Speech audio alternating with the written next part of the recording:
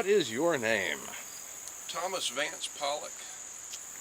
And credited on screen, what would be appropriate? Vance Pollock. Vance Just Pollock. fine. So Vance, why are you a paranormal investigator?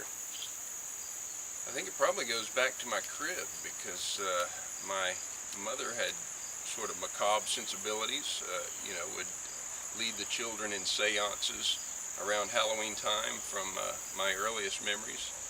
And I remember growing up with comic books like Doctor Strange, and then by the time I was 10 or 12 years old was a huge Twilight Zone fan, and reading some occult literature, discovering characters like the early astral projector Sylvan Muldoon.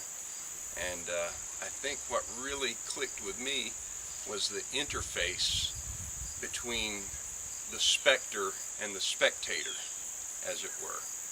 Learning about the human aspect of all these observations, because none of the reports on paranormal activity would come through if it weren't for the people who were experiencing them firsthand. So learning the stories about the people behind the reports really tickled my historical interests.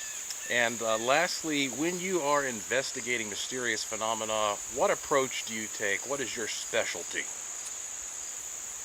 I like to focus on the person who is making the initial report. If it's folklore or legend that goes back a few generations, that can get quite tricky. You end up spending a lot of time in musty archives trying to track down the man behind the myth or the person behind the legend.